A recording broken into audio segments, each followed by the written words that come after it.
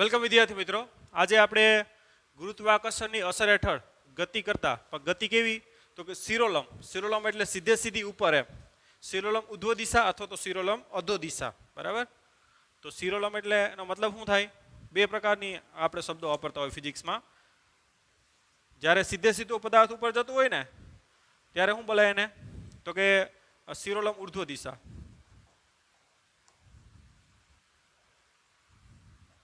અને જ્યારે સીધો સીધો પદાર્થ આમ નીચે આવતો હોય તો આને શું બોલાય? શિરોલંબ અધો દિશા. અધો દિશા એટલે કે નીચેની દિશા. તો આ શબ્દ આપણે ખાસ નોટ કરવાના છે. શિરોલંબ ઉધ્વ દિશા એટલે સીધે સીધું ઉપર, નકર પદાર્થને હું આમ પણ ફેંકી શકું, ત્રાસો, બરાબર. તો આ પ્રકારની ગતિ થાય. તો આ શિરોલંબ ઉર્ધ્વ દિશા ના કહેવાય, આ ઉર્ધ્વ દિશા કહેવાય, પણ પ્રક્ષિપ્ત ગતિ છે. આ તો કેવી છે? પણ સીધો સીધો પદાર્થ આમ ઉપર જતો હોય તો એટલે શિરોલંબ કઈ કહેવાય? ઉર્ધ્વ દિશા. અને સીધે સીધો આમ આ જો આ સીધે સીધું નીચો જાય છે, જો આમ અહીંથી આમ ફેંકું તો શિરોલંબ અધો દિશા ન કહેવાય, ખાલી શું કહેવાય? અધો દિશા કહેવાય. શિરોલંબ એટલે સીધે સીધું નીચે, અધો દિશા. શિરોલંબ ઉર્ધ્વ એટલે સીધે સીધું ઉપર. તો ખાસ આ વર્ડ છે એ નોટ કરજો પહેલા. તો આવી શિરોલંબ, બરાબર, ગુરુત્વાકર્ષણની અસર હેઠળ શિરોલંબ ગતિ કરતા પદાર્થ માટે મહત્તમ ઊંચાઈ અને મહત્તમ ઊંચાઈ પ્રાપ્ત કરવા માટે લાગતો સમય. શિરોલંબ કેવી દિશા? ઉર્ધ્વ દિશા. ઓકે. તો આ દાખલા કે જમીન છે, અહીંથી તમે કોઈ બોલ છે એને ફેંકો છો. બોલનો શરૂઆતનો વેગ કેટલો છે? v0. તો બોલ ક્યાં જશે? ઉપર જશે. ઉપર જશે એટલે મહત્તમ ઊંચાઈ પહોંચશે. ત્યાંથી દડો પાછો ક્યાં આવશે? નીચે આવશે. તો આ મહત્તમ ઊંચાઈ આપણે મેળવવાની છે. કેટલી મહત્તમ ઊંચાઈ પ્રાપ્ત કરે? HM. અને એના માટે લાગતો સમય કેટલો એમ. તો પહેલાં આપણે સમય મેળવી લઈએ, ત્યારબાદ હું મેળવશું મહત્તમ ઊંચાઈ. આ સૂત્ર છે આપણે યાદ રાખવાના છે, કેમ કે આગળ અલગ અલગ ક્વેશ્ચનોમાં એ સૂત્ર ડાયરેક્ટ આપણે શું કરવાના છે? યુઝ કરવાના છે. તો પહેલાં આપણે લખશું મહત્તમ ઊંચાઈ પ્રાપ્ત કરવા માટે લાગતો સમય, જેનું આપણું નામ આપી દઈએ TM. એમ એટલે મહત્તમ ઊંચાઈ, મેક્સિમમ હાઈટ, બરાબર. એના માટે લાગતો ટાઈમ. તો જ્યારે પદાર્થ છે આપણે અહીંથી ફેંકો, કેટલા વેગથી ફેંકો? v0 થી.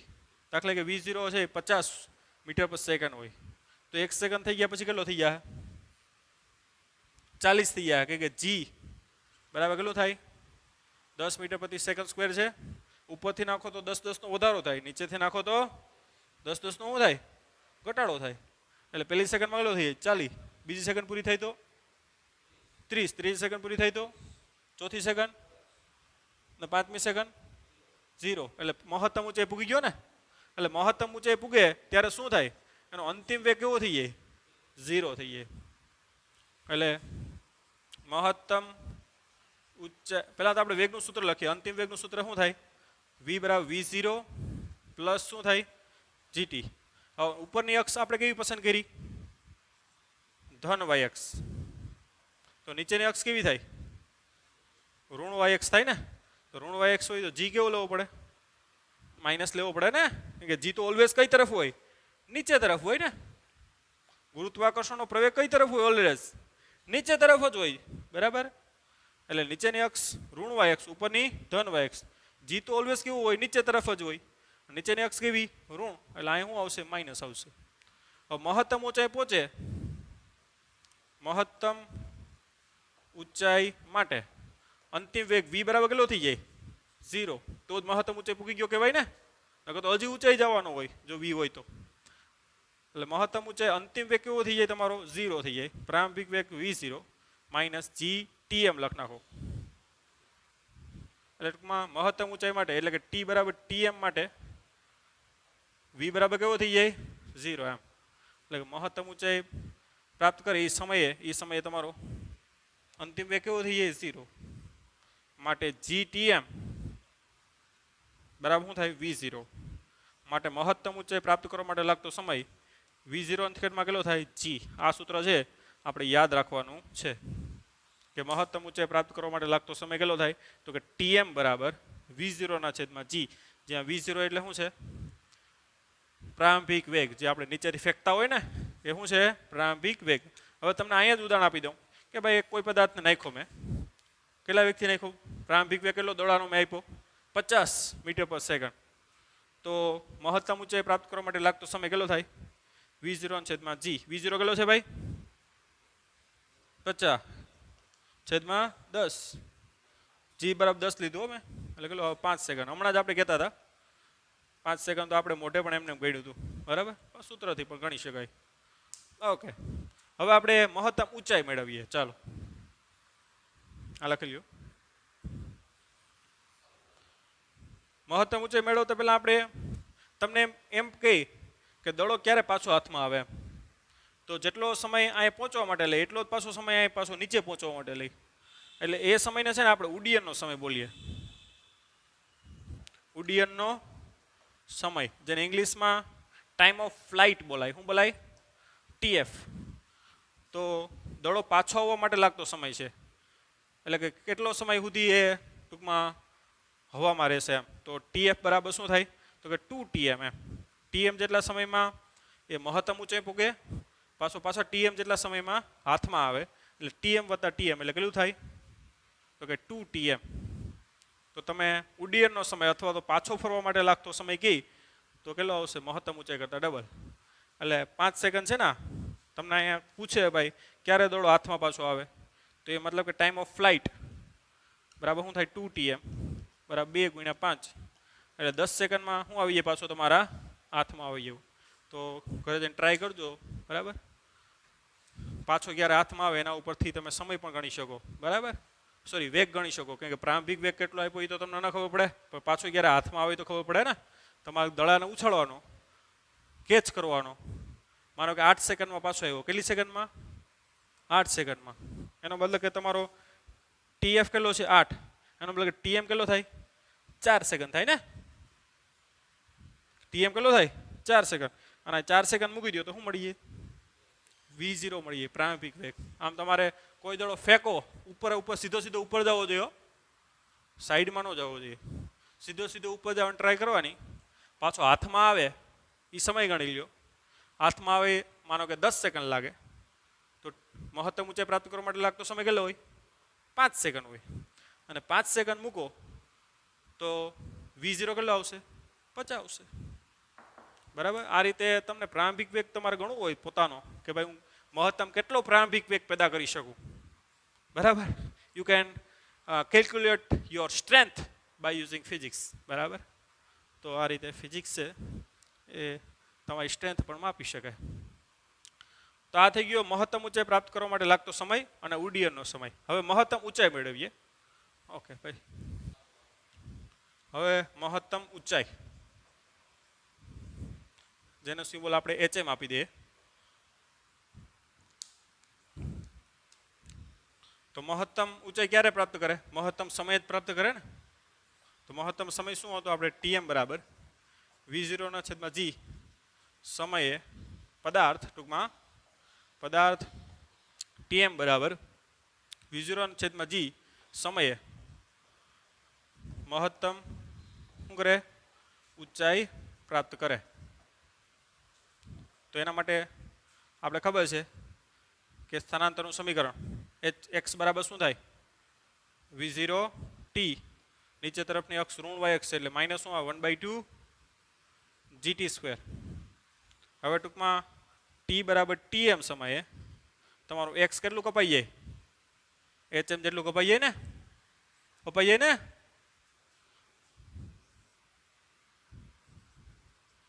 x બરાબર કેટલું કાપે hm જેટલું કાપે ને. કયા સમયે t બરાબર tm જેટલા સમયમાં x બરાબર કેટલું થઈ જાય hm એટલે મહત્તમ ઊંચાઈ. તો હવે નીચેની ઉપરની અક્ષ કેવી છે ધન y અક્ષ, એટલે x બરાબર શું લેવાનું પ્લસ h લેવાનું થાય. રેડી? તો આ થઈ ગયું hm બરાબર શરૂઆતનો વેગ કેટલો છે v0, એ તો ઉપર છે એટલે પ્લસ જ આવે, ઇન્ટુ tm. ધ્યાન આપજો t ની જગ્યાએ શું લેવું પડે tm માઇનસ 1/2 g tm નો સ્ક્વેર. હાલો ટીએમ ની વેલ્યુ મૂકી દો. ટીએમ ની વેલ્યુ કેટલી છે? V0 ના છેદમાં G માઇનસ 1/2 G. ચાલો અહીંયા V0 ના છેદમાં G નો વર્ગ કરી નાખો. V0 નો સ્ક્વેર ના છેદમાં G નો વર્ગ, એક G ઉડી જાય એટલે V0 નો સ્ક્વેર ના છેદમાં G આવશે. એ સામાન્ય નીકળી જાય. જો અહીંયા છે V0 ના સ્ક્વેર ના છેદમાં G, તો કૌંસમાં શું આવે? અહીંયા તો 1 આવે ને, અને અહીંયા શું આવે? અહીં શું આવે? 1/2. એક G તો ઉડી ગયો. V0 નો છેદમાં G તો સામાન્ય કાઢ્યો એટલે 1 માઇનસ શું આવે? 1/2. એટલે 1 માઇનસ 1/2 એટલે શું આવે? 1/2. એટલે કે V0 નો સ્ક્વેર છેદમાં 2G અહીં લખ નાખું. ચાલો માટે HM બરાબર મહત્તમ ઊંચાઈ કેટલી પ્રાપ્ત કરે? તો V0 નો સ્ક્વેર છેદમાં 2G. ઓકે, આ રીતે કેટલી ઊંચાઈએ તમારો દડો ગયો એ તમે મેળવી શકો. આપણે ઓલું આગળનું ઉદાહરણ હતું, માનો કે શરૂઆતનો વેગ તમે 50 મીટર પ્રતિ સેકન્ડ આપ્યો દડાને. કેટલો ભાઈ? 50 મીટર પ્રતિ સેકન્ડ. તો કેટલી મહત્તમ ઊંચાઈ પ્રાપ્ત કરી હશે? તો કે HM બરાબર 50 ગુણ્યા 50 ના છેદમાં 2 ગુણ્યા 10 લઈ લ્યો. પછી દો 50, 25 ગુણ્યા 5 125 મીટર. તો દડો કેટલો ઊંચો ગયો હશે? 125 મીટર ઊંચો ગયો. ક્યારે? શરૂઆતનો વેગ આટલો રાખો તો. આમાં હવાનો અવરોધ આપણે શું કરેલ છે? અવગણેલ છે. ઓકે, તો આ 3 સૂત્ર ખાસ આપણે યાદ રાખવાના છે ભાઈ, કે મહત્તમ ઊંચાઈ પ્રાપ્ત કરવા માટે લાગતો સમય, તો કે પ્રારંભિક વેગના છેદમાં ગુરુત્વ પ્રવેગ G, ટાઈમ ઓફ ફ્લાઇટ એટલે કે ઉડ્ડયનનો સમય 2Tm, અને મહત્તમ ઊંચાઈ HM બરાબર શરૂઆતના વેગનો વર્ગ ના છેદમાં શું આવે? 2G. કેવી ગતિ માટે? તો કે શિરોલંબ ઉર્ધ્વ દિશાવાળી ગતિ માટે. ધ્યાન આપજો, ગુરુત્વાકર્ષણની અસર હેઠળ પર કેવી ગતિ? શિરોલંબ ઉર્ધ્વ દિશા, આડી નહીં, એ પ્રક્ષિપ્ત ગતિ થઈ જાય. એ ચેપ્ટર નંબર 4 માં આપણે ભણવાની. એના માટે આ બધા અલગ આવશે સૂત્ર પાછા. બરાબર? ઓકે, લખી નાખો. હવે ઉદાહરણ નંબર 4 જો, જેમાં આપણે જે કોન્સેપ્ટ મેળવ્યા એનો ઉપયોગ થશે. નગર બુકમાં જે રીત છે લાંબી છે. જો આપણે આ સૂત્ર તર્યું હોય, ઉપયોગ કરો તો ફટાફટે દાખલો થાય. ઓકે, ઉદાહરણ નંબર 4 ની હું રકમ વાંચું છું. એક બહુમાળી મકાન છે. આ બહુમાળી મકાન, આ જમીન, આ બહુમાળી મકાન છે ને, એની ઊંચાઈ આ H તમને આપી દીધી કે ભાઈ 25 મીટર છે. કેટલી મીટર છે? 25 મીટર. અહીંથી એક ટેણિયું છે. ટેણિયું એ બોલ ફેંકે છે. ટેણિયું શું કરે છે? ટેણી એમ ખબર પડે ને? ઓકે, ટેણિયું શું કરે છે? બોલ ફેંકે છે. અને બોલનો પ્રારંભિક વેગ અહીંથી કેટલો આપે છે? V0 બરાબર 20 મીટર પર સેકન્ડ આપે છે. કઈ દિશામાં? તો કે ઉર્ધ્વ દિશામાં. ધ્યાન આપજો. ટેણિયું અહીં ધાર પાસે ઊભું. ક્યાં ઊભું? એટલે બોલ પાછો ક્યાં પડશે? અહીંથી મહત્તમ ઊંચાઈ જાય. ક્યાં જાય? HM. અને પાછો એ બોલ ક્યાં પડે?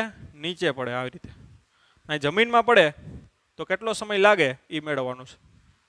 પહેલાં તો એક મહત્તમ ઊંચાઈ મેળવવાની છે જમીનથી અને બિલ્ડિંગથી, પ્લસ અહીંથી ફેંકો, અહીં ઉપર ગયો અને પાછો અહીં ક્યાં ભીગો? નીચે. એના માટે શું મેળવવાનો છે? કુલ સમય મેળવવાનો છે. નકર ટેણિયું છે વચ્ચે જ નથી નાખતું બોલ, ધાર પાંચ નાખે, નકર તો પાછો હોતો ત્યાં જ પડે ને બોલ. બરોબર ને બાય? ઓકે, તો આ રીતની કન્ડિશન છે રકમમાં કે ભાઈ એક બહુમાળી મકાન છે, એની ઊંચાઈ કેટલી છે? 25 મીટર. ત્યાંથી ટેણિયું ટોચ ઉપર ઊભું અહીંયા, અને ત્યાંથી એ બોલ ફેંકે છે. કેટલો વેગ પ્રારંભિક છે? એ ઉપર જાય. પહેલાં તો પહેલો ક્વેશ્ચન પૂછ્યો કે ભાઈ મહત્તમ ઊંચાઈ કેટલી પ્રાપ્ત કરે? તો ડાયરેક્ટ સૂત્ર ખબર જ છે કે મહત્તમ ઊંચાઈ પ્રાપ્ત કરો કેટલી કરે? તો કે HM બરાબર V0 નો સ્ક્વેર ના છેદમાં કેટલું થાય? 2G. શરૂઆતનો વેગ કેટલો આપ્યો ટેણીએ? 20 ગુણ્યા 20, અને G અહીં તમને લેવો કીધો જ છે 10 મીટર પર સેકન્ડ સ્ક્વેર લ્યો, તો આ લઈ લઈએ 2 ગુણ્યા 10 એટલે કેટલું થાય? 20 મીટર. ઓકે, તો ટેણીઓ કેટલું? તો કે 20 મીટર અહીંથી. ધ્યાન આપજો, મહત્તમ ઊંચાઈ અહીંથી કેટલી? બિલ્ડિંગથી કેટલી 20 મીટર, જમીનથી કઈ તો જમીનથી ઊંચાઈ, જમીનથી દડાની મહત્તમ ઊંચાઈ કઈ તો કેટલી આવશે તો કે h પ્લસ HM એટલે કે 25 વત્તા 20 કેટલા આવશે 45 મીટર જમીનથી કઈ તો બરાબર. હવે સમય કેટલો લાગે તો સમય માટે અહીંયા ધ્યાન આપો. હવે દડો છે એ અહીંથી ફેંકવામાં આવે, ધ્યાન આપજો. અહીંથી અહીંયા ગયો અને પાછો અહીંયા આવે તો પાછો એનો વેગ કેટલો થઈ જાય 20 થઈ જાય ને. ઉપર જાય એટલે પ્રતિ સેકન્ડ 10 ઘટે એટલે કેટલો થઈ જાય 1 સેકન્ડમાં 10, 2 સેકન્ડમાં કેટલો થઈ જાય 0, 10 ઘટે ને. પાછી ત્રીજી સેકન્ડ કેટલો થઈ જાય અહીંયા 10, ચોથી સેકન્ડ કેવો થઈ જાય 20 થઈ જાય. એટલે દડો તમે ફેંકો પાછો તો દડો હાથમાં આવે તો કેટલો વેગ એનો એટલો જોઈએ ને કે ઉપર જાય એમ વેગ એનો વધતો જાય, પાછો નીચે આમ વેગ વધતો જાય બરાબર. તો પાછો અહીંયા આવે તો એનો વેગ કેટલો હોય આટલો ને આટલો જ હોય. તો અહીંથી અહીં પહોંચવા માટે 4 સેકન્ડ લાગી અને પછી અહીંથી અહીં પહોંચવા માટે એ પ્રમાણે પણ દાખલો ગણી શકીએ, પણ એ દાખલો લાંબો થઈ જાય એ રીતે. પણ આ રીતે પણ એને ગણી શકો કે ભાઈ આ 25 મીટરનું અંતર કાપતા કેટલો સમય લાગે, કે ઓલ ઓવર તો અહીંયા 25 કાપ્યું અહીંથી અહીંયા, તો એને આ રીતે ગણી શકાય. જો કે આપણે કાપેલા અંતરનું સૂત્ર ખબર છે કે x બરાબર શું થાય બોલો તો ભાઈ v0t પ્લસ શું થાય 1/2 gt². અહીં નીચેની અક્ષ કેવી લઈ લઈએ ઋણ yx લઈ લઈએ એટલે શું આવશે -1/2 gt². ધ્યાન આપજો નીચેની અક્ષ કેવી લીધી આપણે ઋણ yx. હવે અહીંયા x બરાબર કેટલું અંતર કાપ્યું, અહીંથી દડો નાખ્યો અહીંથી આમ ગયો અહીંથી અહીં પડ્યો ને એટલે x બરાબર કેટલું અંતર કાપ્યું h.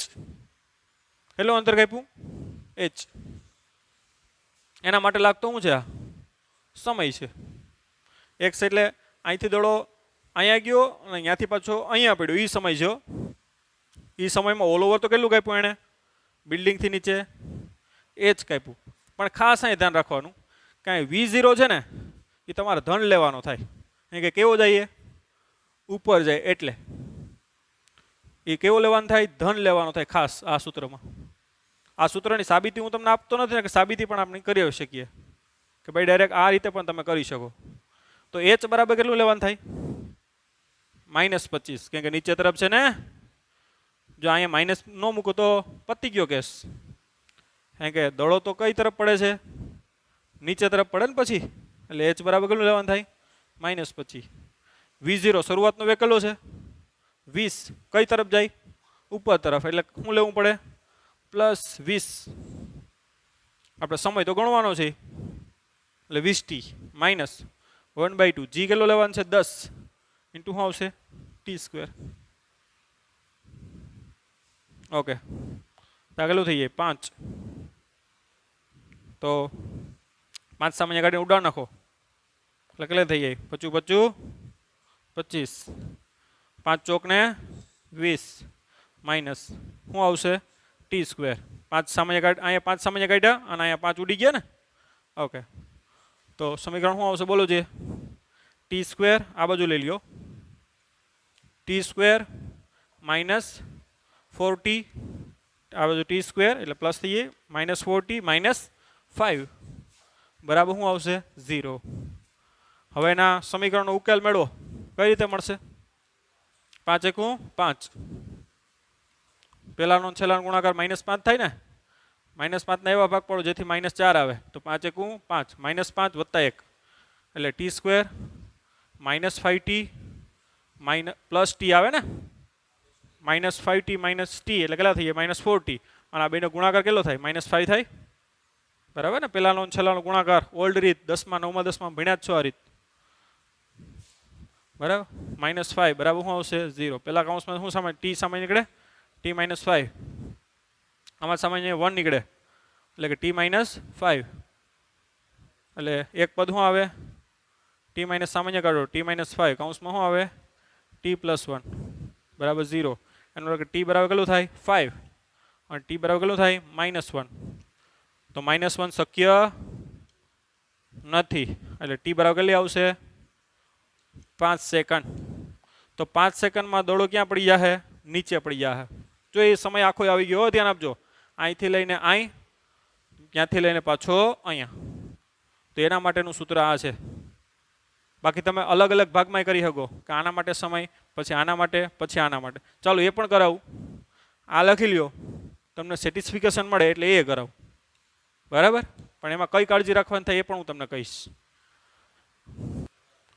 ઓકે તો પહેલાં તો દડો અહીંથી ઉપર જાય અને ઉપરથી પાછો અહીંયા આવે તો એ સમયનો કયો સમય કહેવાય ભાઈ ઉડ્ડયનનો સમય કહેવાય ને તો ઉડ્ડયનનો સમય ટીએફ બરાબર શું થાય 2 TM અને ટીએમ એટલે ખબર છે ને શું થાય 2 V0 છેદમાં G એટલે કે 2 V0 એટલે કેટલા છે અહીંયા શરૂઆતનો વેગ 20 છેદમાં 10 એટલે કેટલું આવશે 4 સેકન્ડ એ તો મેં તમને આગળ પણ કીધું એટલે 4 સેકન્ડમાં પાછું અહીંયા પૂગી જાય રેડી અહીંયા પૂગે ત્યારે વેગ કેટલો હોય એનો 20 જ હોય ને કે જેટલો વેગ ગુમાવે એટલો પાછો ઉપરથી મેળવે ને 2 સેકન્ડ 1 સેકન્ડમાં કેટલો 10 પાછી 1 સેકન્ડમાં 0 એટલે 2 સેકન્ડમાં 0 થઈ જાય પછી પાછું ઉપરથી નીચે આવે એટલે 10 પાછી એક ચોથી સેકન્ડમાં 20 એટલે દડો હતો અહીંયા આવે એટલે પાછો વેગ કેટલો થઈ જાય 20 હવે આ દડો અહીંયાથી અહીંયા પૂગે ને કેટલું અંતર કાપે 25નું કાપે ને કેટલું કાપે 25નું તો એના માટે સૂત્ર H બરાબર શું થાય V0 T1 કહી દો એના માટે લાગતો સમય T1 કહી દે આને આ જે સમય લાગે ને એને શું કહી દઈએ T1 પછી આ એડ કરી નાખશું રેડી તો V0 T1 -1/2 શું થાય GT1 નો સ્ક્વેર ભાઈ ધ્યાન આપજો વ્યવસ્થિત ઓય હીરો અહીં ધ્યાન આપતો ઓકે તો H બરાબર કેટલું છે કેટલું અંતર કાપે 25 એટલે કેટલું થાય -25 થાય ને કારણ કે નીચેની અક્ષ કેવી છે ઋણ y અક્ષ હવે આ V0 કેવો લેવાનું થાય પ્લસ લેવાનું થાય કે માઇનસ કે અહીંથી ગતિ ગણી ને હવે આપણે તો નીચે આવે છે ને એટલે કેવું લેવાનું થાય માઇનસ એટલે માઇનસ કેટલા આવશે 20 ઇન્ટુ શું આવશે T1 -1/2 10 ઇન્ટુ શું આવશે T1 સ્ક્વેર એટલે કે -25 બરાબર આ કાઢ નાખો 5 સામે આગળ ઉડા નાખો તમે કહેશો કે સાહેબ ઓલું આવ્યું ન થાય આગળ ખબર પડશે -4 T1 -5 તો સામાન્ય આગળ ઉડાડ નાખો ને તો શું આવશે T1 સ્ક્વેર એટલે કે T1 નો સ્ક્વેર આ બાજુ +4 T1 -5 બરાબર 0 હાલો ભાગ પાડો પાડવાના કઈ રીતે ભાગ પડશે આ બે આ બાજુ પ્લસ -4 T1 -25 5 એકું 5 એટલે T1 નો સ્ક્વેર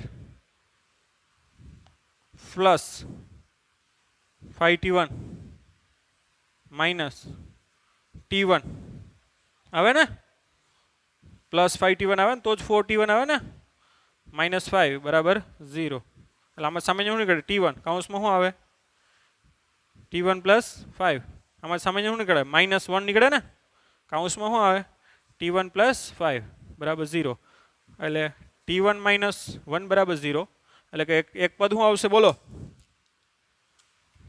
T1 + 5 બીજા કૌંસમાં શું આવશે T1 -1 બરાબર 0 એટલે કે T1 બરાબર શું આવે -5 આવે અને T1 બરાબર શું આવે +1 -5 શક્ય નથી એટલે T1 બરાબર કેટલો આવશે 1 સેકન્ડ આ 1 સેકન્ડ કઈ એવી તો કે દડો અહીંથી અહીંયા પહોંચવા માટે તો કુલ સમય કયો થાય ઉડ્ડયનનો સમય અહીંથી પ્લસ કયો થાય આ T1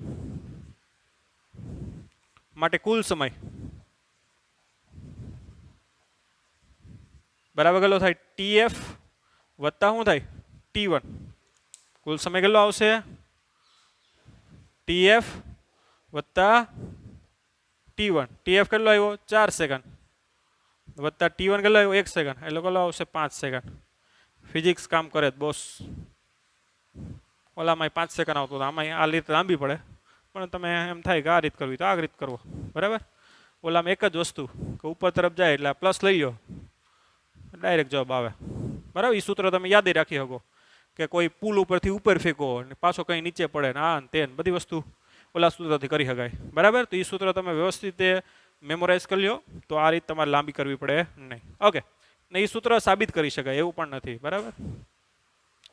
લખી લો. ઉદાહરણ નંબર કેટલામું છે ભાઈ? હવે ઉદાહરણ નંબર 6. ઉદાહરણ નંબર 6 જુઓ. એમાં કીધું કે ભાઈ કોઈ પદાર્થ છે, આ જમીન, કોઈ પદાર્થને મુક્ત પતન કરવામાં આવે, સ્થિર છે અહીંયા, અને શું કરવામાં આવે? છોડવામાં આવે. તો સમાન સમયગાળામાં, સમાન સમયગાળો ટો લઈ લો. ટો એટલે શું છે? સમય. એટલે ટો પાછો ટો પાછો ટો. આ સમાન સમયગાળામાં કાપેલા અંતરનો ગુણોત્તર આવે ને તો એ આ પ્રકારનો આવે. એકી અંક 1:3:5:7:9:11 આ ટાઈપનો આવે, જેને ગેલેલિયોનો એકી અંકનો નિયમ કહેવાય ભાઈ. કે સમાન સમયગાળામાં એટલે પેલો ટો પાછો બીજો ટો ત્રીજો ટો, ખ્યાલ આવ્યો? એમ સમાન સમયગાળામાં કાપેલું અંતર કેવું આવે? તો કે એનો ગુણોત્તર મેળવો ને તો એ કેટલો આવશે? 1:3:5 એવું આવે. એમ સાબિત આપણે કરવાનું છે. તો પહેલાં તો ટો જેટલા સમયમાં કેટલું અંતર કાપે ને એ મેળવી લઈએ. રેડી? તો ટો જેટલા સમયમાં કેટલું અંતર કાપે? તો કાપેલું અંતરનું સૂત્ર આપણે વાયના પદમાં મેળવીએ. નીચેનો એક્સ વાય લઈ લો, એક્સ લ્યો, વાય લ્યો, એ કોઈ પ્રોબ્લેમ નથી. આ વાય લીધું એટલે વાય લઉં. વાય બરાબર શું થાય? v0t માઇનસ શું થાય? 1/t/gt². પાંચ ટો જેટલા સમય, આ ચાલો ટી લઈએ પહેલાં, gt². નીચેની અક્ષ કેવી પસંદ કરી ભાઈ? મેં ઋણ વાય એક્સ પસંદ કરી એટલે માઇનસ અહીં જી મૂક્યો. રેડી? ઓકે. તો શરૂઆતમાં v0 બરાબર શું છે? 0. અને ટો જેટલો સમય લઈ લઈએ આપણે. તો ટો જેટલા સમયમાં કેટલું અંતર કાપશે? એને y0 કહી દો. ટો જેટલા સમયમાં, ટૂંકમાં t બરાબર ટો સમયમાં y કેટલું કાપે? y0. તો y0 બરાબર શું લખાય? બોલો જે. આ તો 0 -1/2 શું આવશે? g². એમ. તો ટો જેટલા સમયમાં કેટલું અંતર કાપ્યું? g². પછી 2 ટો સમયમાં, 2 ટો સમયમાં કેટલું અંતર કાપે? 2 ટો સમયમાં. 2 ટો એટલે આના કરતાં ડબલ સમય એમ. તો અહીં 2 ટો મૂકી દેવાનું થાય. તેને આપણે y1 કહીએ. તો y1 બરાબર શું આવશે? બોલો જી. -1/2. આમાં કિંમત મૂકવાની થાય ને અહીંયા. આ તો 0 જ છે. આમાં મૂકતા જાઓ. g2 ટો સ્ક્વેર એટલે કેટલો થઈ જાય? 4 ટોનો સ્ક્વેર. ટો એટલે સમય છે. ઓકે. 2 કેન્સલ જ કરવાના. એટલે -4. આ 4 અહીંયા આવી જાય. કાઉન્સમાં શું આવે? -1/2 g². એટલે કે કેટલો આવે? 4/0 આવે ને, કે y0 એટલે શું છે? -1/2 g² ને આપણે શું કહીએ? y0 કહીએ ને. ત્યાં શું આવે? 4/0. એટલે ટો સમયમાં કેટલું અંતર કાપ્યું? y0. 2 ટો સમયમાં કેટલું કાપ્યું? 4/0. તો જે ટો સમય છે ને વચ્ચેનો, એમાં કેટલું અંતર કાપે? 4/0 -y0 એટલે 3/0 આવે ને. ખ્યાલ આવે કે નહીં? જો t બરાબર ટો સમયમાં કેટલું કાપ્યું? y0. t બરાબર 2 ટો સમયમાં કેટલું કાપ્યું? 4/0. તો પહેલો ટો સમયમાં y0, તો બીજા ટો સમયમાં, બીજો ટો સમય એટલે ક્યાં ચાલુ થાય? 1.1 થી ચાલુ થાય ને. 1 સેકન્ડમાં દાખલા કે y0, તો 2 સેકન્ડમાં, બીજી સેકન્ડમાં કેટલું? એમ ખબર પડી? પહેલી સેકન્ડ, પછી બીજી સેકન્ડ, પછી ત્રીજી સેકન્ડ. હું કહું કે ત્રીજી સેકન્ડમાં અંતર કાપેલું કેટલું? 1 થી 3 માં કાપેલું અંતર હોય, એમાં 1 થી 2 માં કાપેલું હોય તો ત્રીજીમાં મળી જાય ને. ખ્યાલ આવ્યો? 1 થી 3 સેકન્ડમાં કાપેલું અંતર હોય, એમાંથી 1 થી 2 સેકન્ડમાં કાપેલું અંતર બાદ કરી નાખો તો ત્રીજી સેકન્ડમાં કાપેલું શું મળી જાય? તમને અંતર મળે. 1 થી 3 સેકન્ડમાં કાપેલું અંતર અને ત્રીજી સેકન્ડમાં કાપેલું અંતર, આ બેનો મતલબ શું થાય? અલગ અલગ થાય. એમ હું તમને કહું કે 1 થી 5 સેકન્ડમાં કાપેલું અંતર, તો 1 થી 5 સેકન્ડ એટલે 1 થી 5 સુધી હાલે, એના માટે કાપેલું અંતર. પણ 5મી સેકન્ડ એટલે કઈ થાય?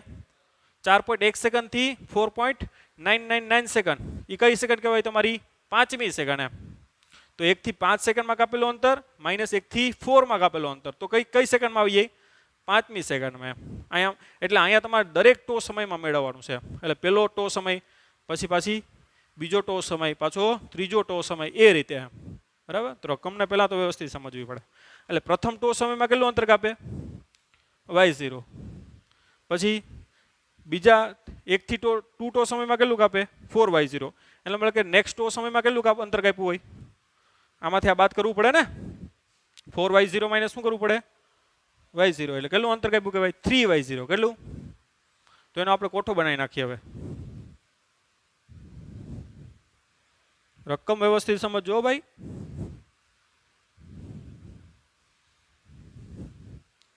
આ સમય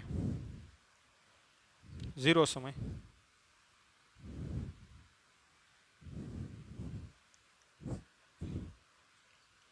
સમય ટો સમયમાં કેટલું અંતર કાપ્યું અંતર કેટલું કાપ્યું y0 રેડી. 2 ટો સમયમાં કેટલું કાપ્યું 4y0.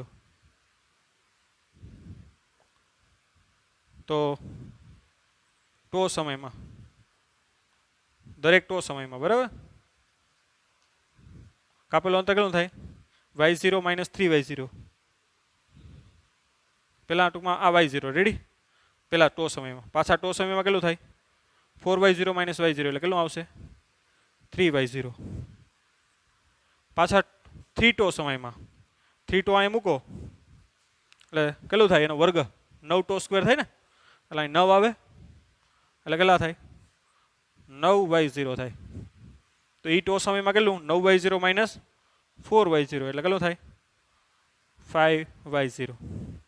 પાછા 4 ટો સમયમાં સમજ્યા 1 થી 4 મીન્સ 1 થી 4 સેકન્ડમાં તો ચોથી સેકન્ડમાં એટલે કેટલું અંતર કાપે તો 1 થી 4માં કાપેલું અંતર માઇનસ 1 થી 3માં તો એ કેટલામાં આવી જાય ચોથી સેકન્ડમાં ખબર પડી.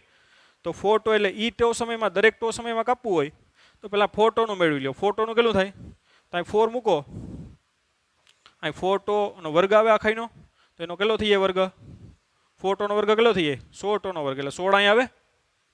ખ્યાલ આવ્યો તમને. પાછું અહીંયા મૂકી દઈએ આપણે. ઓકે તો અહીં કેટલા આવે 16 આવશે એટલે કેટલું આવશે 16y0. તો આમાંથી આ અંતર બાદ કરો 1 થી 3 ટોનું માઇનસ 1 થી 4 ટોમાંથી 1 થી 3 ટોનું બાદ કરો એટલે ટોનું આવી ગયું ને એટલે 16માંથી 9 જાય તો 7y0. ખ્યાલ આવ્યો.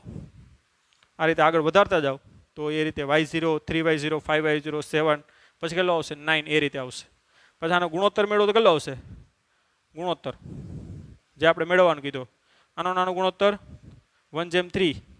પછી આ રીતે ગુણોત્તર કરો તો કેટલા આવશે y0 ઉઠતા જાય ને એટલે 1/3/5/7 આ રીતે.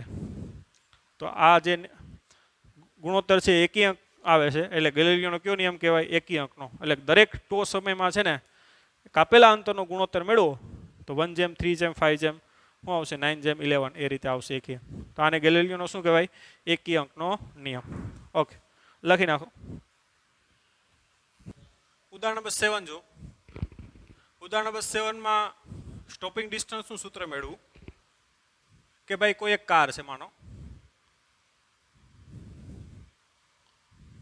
તમે કહેશો છોકરાઓ સાહેબને કાર બહુ ગમતી લાગે પણ કાર એક દોડતા આવડે છે બાઇક દોરવીને એ બધી અઘરી પડે સાયકલ બાઇકલને કાર ફટાફટ દોરાઈ જાય મિત્રો. ઓકે કારનો શરૂઆતનો વેગ કેટલો છે v0 હે.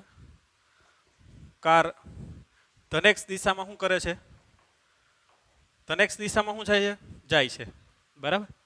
ઓકે અહીંયા એક ટેણીયું આવી ગયું રોડ ઉપર શું આવી ગયું ટેણીયું અને કારેનો ડ્રાઈવર છે એ ટેણિયાને જોઈ ગયો એટલે એણે શું મારી બ્રેક મારી.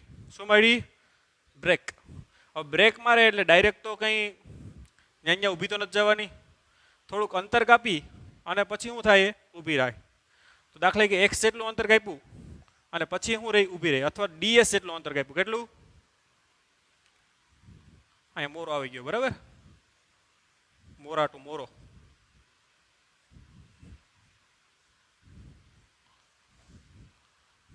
તો આ મોરો ટુ મોરો હો ભાઈ અંતર ds જેટલું અંતર કાપી અને કાર કેવી રહી ગઈ સ્થિર થઈ ગઈ એટલે કે કારનો અહીં અંતિમ વેગ કેવો થઈ ગયો 0 થઈ ગયો અને એના માટે કારને જે પ્રવેગ છે એ પ્રવેગ કેટલો છે a છે અને પ્રતિપ્રવેગ હોય એટલે કે એને કારણે વેગમાં શું થયો ઘટાડો થયો બરાબર એટલે આને આ પ્રવેગ ન બોલાય તો શું બોલાય પ્રતિપ્રવેગ બોલાય બરાબર કારના વેગમાં વધારો થતો હોય તો પ્રવેગી ગતિ બોલાય કારના વેગમાં ઘટાડો થતો હોય તો કેવી ગતિ કરાય એને પ્રતિપ્રવેગી ડી એક્સેલરેટેડ મોશન ઓલી એક્સેલરેટેડ મોશન કહેવાય અને ડી એક્સેલરેટેડ મોશન કહેવાય તો ds જેટલું અંતર કાપી અને કાર કેવી થઈ જાય સ્થિર થઈ જાય એટલે કે અંતિમ વેગ કેવો થઈ જાય 0 તો આ જે અંતર છે એ અંતરને શું બોલાય સ્ટોપિંગ ડિસ્ટન્સ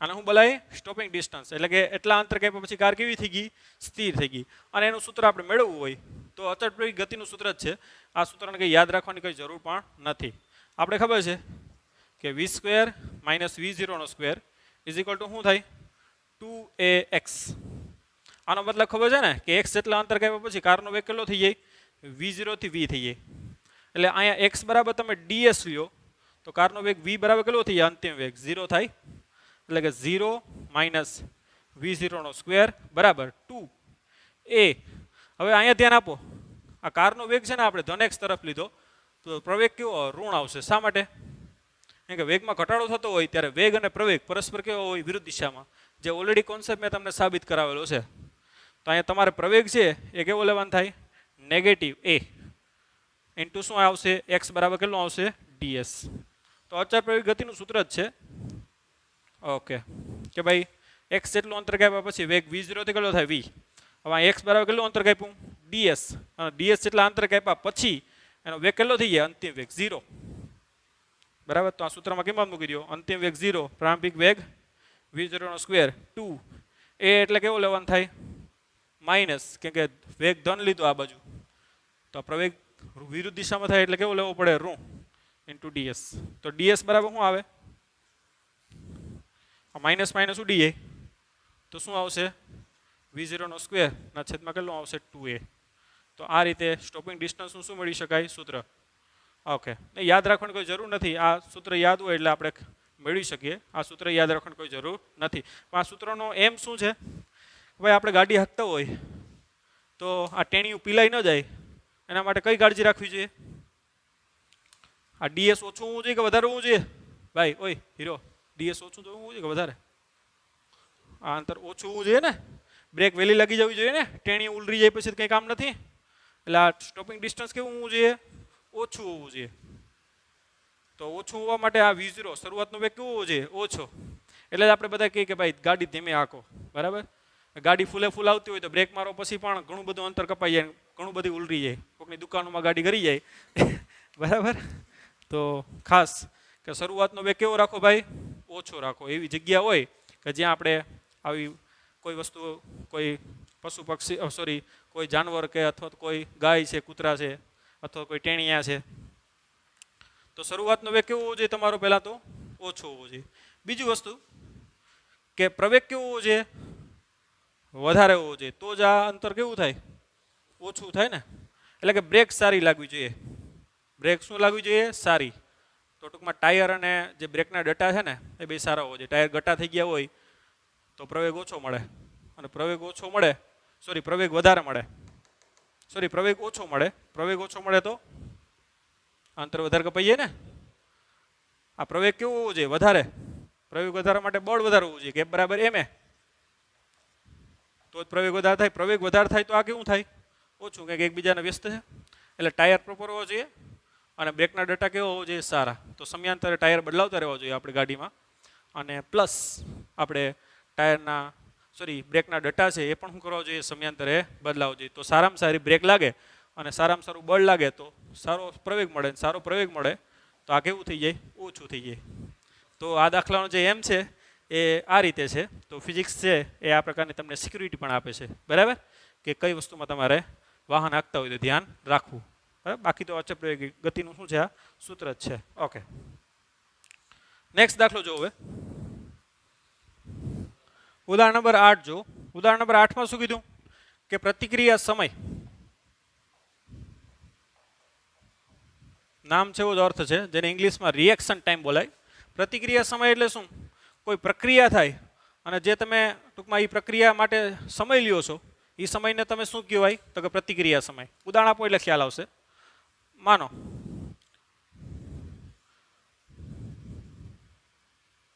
કે આ કોઈ કાર છે, કાર તમે ચલાવો છો,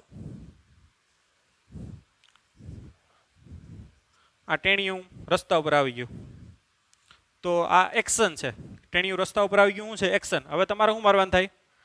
બ્રેક મારવાની થાય. અને બ્રેક મારવાની થાય એટલે એ તમારો ટાઈમ જો ઓછા ટૂંકમાં મોડું થઈ જાય બ્રેક મારવાનું, તો આ ટેણી શું થઈ જાય? ઉલરી જાય. એટલે કે આ એક્શન થઈ અને તમે શું લીધી? રિએક્શન લીધી ને.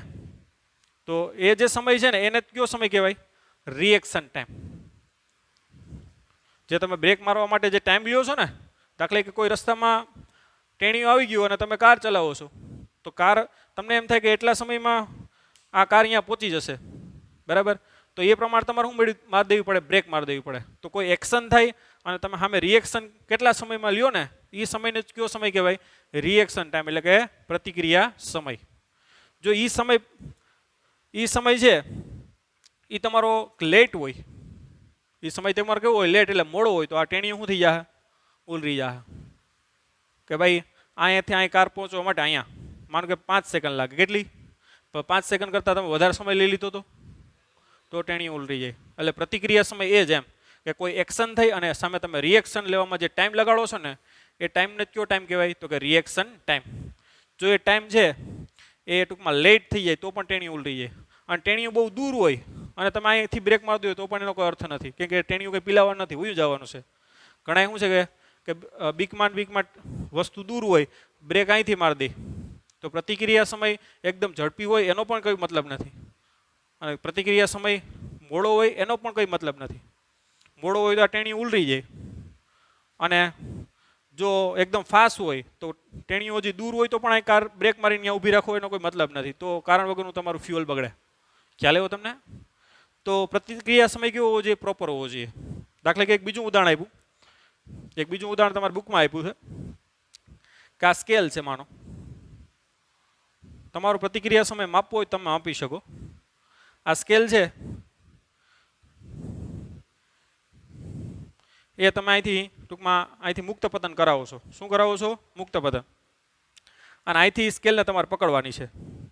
આ છેડો છે, ચાલો વચ્ચેથી છેડો તમારે પકડવાનો છે. ધ્યાન આપજો. અહીંથી આ તમારે પકડવાનું છે, બરાબર? અહીંથી હું નાખું આમ, અને અહીંથી આ તમારે શું કરવાનું છે? આ રીતે પકડવાનું છે. અને આ જે અંતર છે એ માનો કે ડી બરાબર 21 સેન્ટીમીટર છે. કેટલું છે? બુકમાં આપ્યું એ લઉં છું. તો અહીંથી તમારે નાખવાનું છે આ રીતે, બરાબર? અને તમારે વચ્ચે પકડવાનું છે, કે વચ્ચેથી આ ડિસ્ટન્સ માપ્યું આ રીતે. તો મારો જો આ રિએક્શન ટાઈમ છે, ખ્યાલ આવ્યો તમને? જો અહીંથી એક્શન થઈ અને આ શું છે? મારી રિએક્શન. જો મારો રિએક્શન ટાઈમ છે, જો હું પકડું છું ને એ મારો એ રિએક્શન ટાઈમ જ છે. જો આ રીતે ખ્યાલ આવ્યો? તો મારો રિએક્શન ટાઈમ પ્રોપર છે એટલે જ હું પકડી શકું છું. બાકી જો હું વહેલું કરી દઉં તો આમ થઈ જાય, તો વહેલો રિએક્શન ટાઈમ એનો કોઈ મતલબ નથી. પછી લેટ કરું તો પણ કંઈ મતલબ નથી, બરાબર? રિએક્શન ટાઈમ મારો પ્રોપર હશે તો જ હું એને શું કરી શકી? આવી રીતે પકડી શકી. તો તમે તમારો રિએક્શન ટાઈમ આ રીતે નક્કી કરી શકો. અને આ મુક્ત પતન ગતિ છે એના માટે કેટલો રિએક્શન ટાઈમ લાગે એ પણ આપણે મેળવી શકીએ.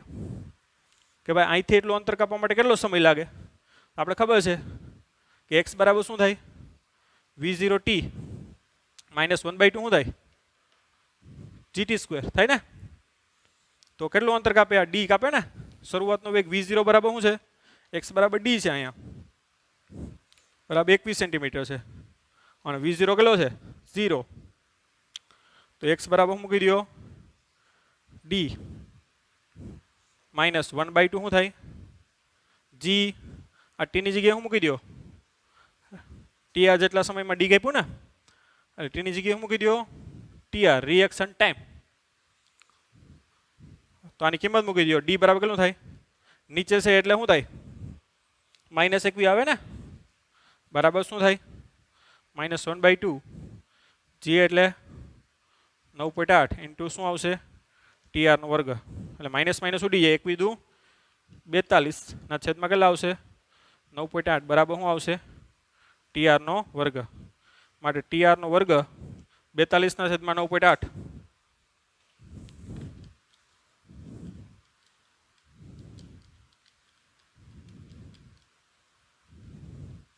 એ આવશે 4.3 42 સોરી 42 ભાગ્યા 9.8 તો એ આવશે 4.285 ઓકે વર્ગમૂળ કાઢો એનું તો કેટલો આવશે 2 સેકન્ડ ઓકે આ સેન્ટીમીટરમાં છે હો ભાઈ સેન્ટીમીટરમાં હોય ને એટલે 1 ગુણ્યા કેટલા આવશે આ મીટરમાં છે ને આ તો એટલે 1 ગુણ્યા કેટલી આવશે કેટલા આવશે 10⁻². તો ટૂંકમાં અહીંયા આવશે 42 1 × 2 42 ગુણ્યા 10⁻² ના છેદમાં કેટલા આવશે 9.8 એટલે ટીઆર બરાબર કેટલા આવશે 42 ભાગ્યા 9.8 એટલે કેટલા આવ્યા હતા આપણે એટલે કેટલા આવશે 0.0425 બરાબર એટલે આનું વર્ગમૂળ કાઢો તો કેટલો આવશે 0.2 સેકન્ડ 2 સેકન્ડની જગ્યાએ કેટલો આવશે 0.2 સેકન્ડ તો મારો રિએક્શન ટાઈમ કેટલો હોવો જોઈએ ભાઈ માઇનસ માઇનસ ઉડી જાય ને આ માઇનસ ના માઇનસ ઉડીએ એટલે પ્લસ થઈ જાય બરાબર ઓકે તો મારો રિએક્શન ટાઈમ કેટલો હોવો જોઈએ ભાઈ 0.2 સેકન્ડમાં મારી રિએક્શન ટાઈમ થઈ જવો જોઈએ તો જ આ પેનને પકડું મારો આ જે છે રિએક્શન ટાઈમ કેટલો છે 0.2 સેકન્ડ જો 0.2 સેકન્ડ કરતાં ઓછો સમય લઉં તો પણ પેન પકડાશે નહીં કેમ કે હું આમ પહેલાંથી કરી નાખી રિએક્શન ટાઈમ ફાસ્ટ પણ ના હાલે બરાબર અને રિએક્ટ ટાઈમ સ્લો હોય તો પેન અહીંથી આમ શું થઈ જશે નીકળી જશે બરાબર એટલે એક્ઝેક્ટ મારે 0.2 સેકન્ડ લઈશ તો જ આ પેન આ રીતે શું થાય પકડાશે તો તમે પણ તમારો રિએક્શન ટાઈમ છે એ ફિઝિક્સનો ઉપયોગ કરી અને મેળવી શકો તો by using physics you can check your mental level બરાબર either is fast or slow or proper is be proper okay